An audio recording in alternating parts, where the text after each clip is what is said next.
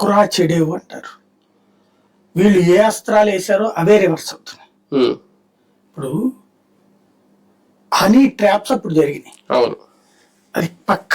ఎందుకంటే honey trap వేరు, harassment వేరు. ఇప్పుడు వీళ్ళు ప్రస్తావించిన ఆ రోజున ఏంటి, పృథ్వీరాజు ఒక అమ్మాయిని ఫోన్ లో మాట్లాడాడు, వెనక నుండి నేను వాటేసుకోవాలనిపిస్తుంది అన్నాడు. అమ్మాయికి అవుట్ సోర్సింగ్ ఉద్యోగం ఇచ్చిన తనే అని తర్వాత అని చెప్పాడు కదా, ఇట్లా చేస్తుందని తెలియదు. అంటే దెన్ అమ్మాయి ద్వారా అతన్ని ట్రాప్ చేశారు. అంతే.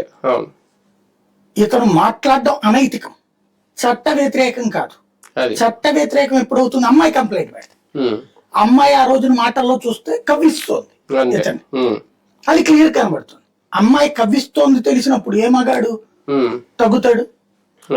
బట్ దాన్ని అతని అనైతిక ప్రవర్తన కలిగిన వాడు తిరుమల తిరుపతి దేవస్థానానికి సంబంధించిన అనుబంధంగా పనిచేసి, ఇది డైరెక్ట్ అనుబంధంగా పనిచేసేటటువంటి ఛానల్ కి ఎలా ఉంటాడు, పవిత్రతకి భంగం కదా అన్న ప్రస్తావించు.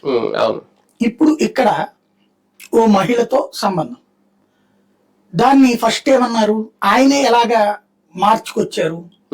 మొదట ప్రస్తావించింది ఇది ఆర్టిఫిషియల్ ఇంటెలిజెన్స్, డీప్ ఫేక్ అన్నారు. నా ఫోటోల్ని బేస్ చేసుకుని ఎవరో సృష్టించారన్నది చేసిన ట్వీట్. దాన్ని ఆ పాయింట్ కే కట్టుబడి ఉన్నాను. దాని మీద అవసరమైతే సిబిఐ దర్యాప్తుకు అడుగు, సైబర్ క్రైమ్స్ కంప్లైంట్ ఎందుకు పెట్టావు నువ్వు, ఏఐ డీప్ ఫేక్ అని.